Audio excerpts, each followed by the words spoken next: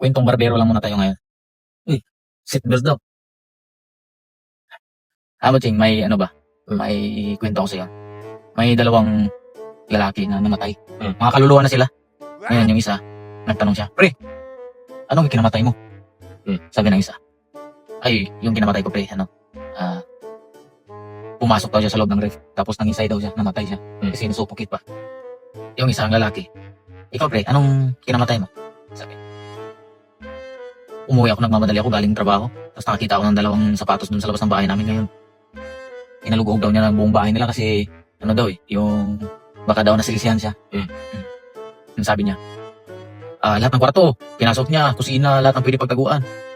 Yun, sa sobrang pagod niya, namatay siya. Sabi ng isa, katanga mo naman pre. Dahil doon lang, namatay ka? O kasi hindi ako nakainom ng tubig. Eh, dapat pala binuksan mo yung rib. Nabuhay sana silang dalawa. Ha? Nabuhay sana silang dalawa.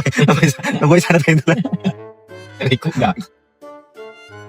Parang sanay ka sa akin yung pintuan ba? Buta na parating naririnig.